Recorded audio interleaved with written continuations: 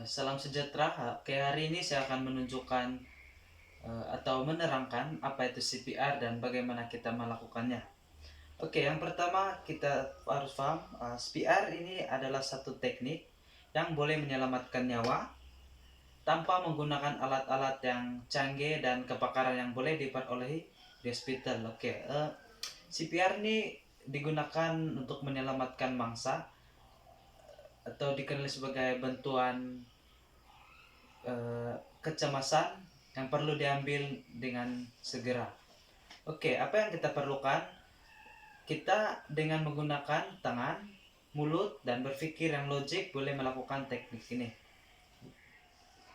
Oke, seperti yang kita tahu bahwa otak kita boleh berfungsi selama 4 hingga 6 menit selepas terhentinya jantung. Oke, selepas 6 menit sel-sel otak akan mulai mati dan dalam masa 10 hingga 20 menit otak kita tidak akan berfungsi lagi. Kematian otak adalah kematian tetap. Oke, jika kita ingin menyelamatkan nyawa, kita mesti bertindak segera sebelum mangsa mendapatkan kematian otak. Tujuan utama CPR ini diberikan kepada mangsa yang tidak sadarkan diri adalah untuk menyelamatkan nyawa sehingga mangsa dapat mendapat rawatan pakar di hospital. Bila CPR boleh dilakukan? Oke, CPR boleh dilakukan apabila seorang itu telah tidak sadarkan diri, kedua tidak bernafas, ketiga tiada denyutan nadi di kartoid. Bahwa kadar nadi pernafasan dewasa adalah 12 hingga 15 kali semenit semasa sehat dan rehat. Degupan jantung pula adalah 70 hingga 80 kali semenit semasa sehat dan rehat. Seterusnya kita pergi kepada langkah-langkah untuk melakukan CPR kepada mangsa yang tidak sadarkan diri. Oke, mental ini dilabelkan sebagai subjek. Oke, langkah pertama yang perlu kita buat adalah kita harus menguji tahap kesadaran mangsa, dimana kita perlu berinteraksi. Contoh, ayo oke.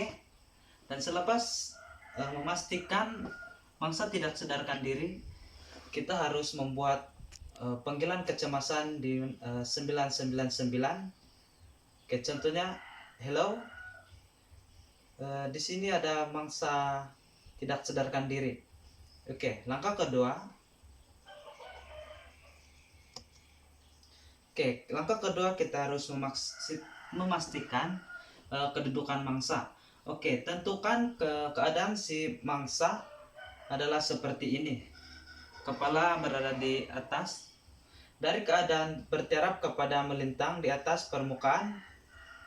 Dan elakkan berada di kawasan bahaya. Kita harus sebelum melakukan bantuan ini, kita harus memastikan keadaan berada jauh daripada keadaan bahaya atau benda-benda tajam. Seperti ini kita lihat bahwa tidak mempunyai benda tajam dan kawasan selamat. Oke, langkah yang ketiga adalah kita harus buka salur pernafasan seluas-luasnya. Oke, buka salur pernafasan dan kita harus dongakkan kepala dan angkat dagu seperti ini. Ingat, mangsa tidak sadarkan diri kita harus membuka pernafasan dan elakkan lidah untuk masuk ke dalam. Oke, yang seterusnya adalah langkah yang seterusnya penilaian. Oke, yang pertama kita harus melakukan mendengar, menggunakan telinga untuk mendengar dan hembusan nafas si mangsa seperti. Oke, jika kita tidak mendengar nafas, kita harus melihat menggunakan mata dan melihat dada mangsa turun naik. Oke, dan seterusnya adalah menggunakan pipi untuk merasa hembusan nafas si malang. Seterusnya langkah memberikan hembusan, tetapi kita harus ingat bahwa pastikan mangsa bernafas atau tidak. Oke, jika mangsa tidak bernafas, berikan doa hembusan bantuan pernafasan dengan jarak 1,5 saat pada tiap-tiap hembusan. Oke, kedudukan untuk melakukan hembusan adalah seperti ini. dan kepala mangsa berada di sini. Oke, sebelum kita atau semasa kita melakukan hembusan, kita harus memicit hidung mangsa dengan menggunakan jari. Oke, seterusnya kita harus tekuk mulut mangsa dan perhatikan dada bergerak atau tidak. Oke, kita harus berikan peluang untuk peparuh menghembus sebelum hembusan kedua diberikan. Oke, contoh. Oke, itu hembusan pertama. Hembusan kedua. Oke, kita harus pastikan hembusan ini diberikan dengan cara yang betul, yaitu jarak hingga 1,5 saat antara kedua-dua hembusan. Oke, selepas kita melakukan hembusan, kita harus memeriksa nadi karotid yang terdapat di sini. Oke,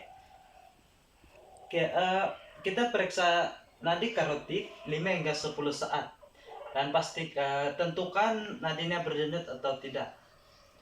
Oke, hal ini penting karena jika tidak berdenyut, kita akan melakukan tekanan pada bagian dada. Oke, jika tidak terdapat nadi, kita harus melakukan tekanan. Oke, sebelum kita melakukan tekanan, kita harus memastikan di mana yang tempat sesuai kita melakukan tekanan. Oke, kita terdapat dua cara yang dilakukan. Adalah pertama dengan menggunakan tangan, dan kita ambil bagian sisi kiri dan kanan dan pertemukan di tengah-tengah.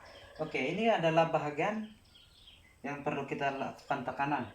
Oke, cara yang kedua adalah kita cari di bawah bagian bawah dada. Oke, cara melakukan tekanan, tangan harus diletakkan seperti ini dan ini.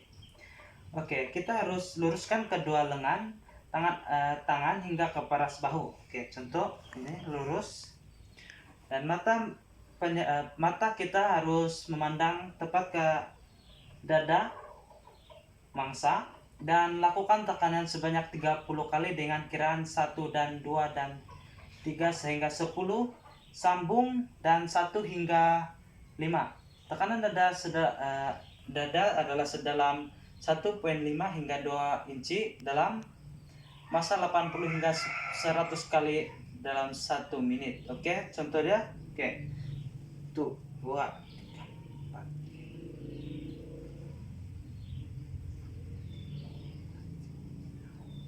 16, 17, 18, 19. Aduh. Oke, 4, 5, 6, 7, 8, 9, 30. Oke, selepas satu sesi kita harus memeriksa keadaan mangsa, jika mangsa itu mempunyai pernafasan atau tidak. Oke, setelah selesai melakukan 4 getaran lengkap termasuk tekanan, kita harus setiap satu getaran tekanan kita harus ikuti dengan 2 hembusan pernafasan sebanyak 4 getaran.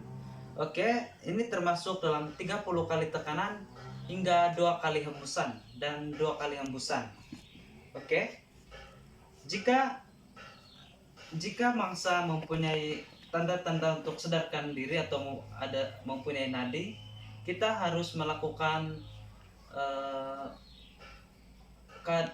keadaan mangsa dalam keadaan pemulihan. Oke, dalam mangsa yang telah mempunyai pernafasan semula, kita harus mengalihkan kedudukan atau mangsa kepada keadaan pemulihan, di mana keadaan pemulihan mangsa diletakkan seperti ini. Oke, sekian, terima kasih.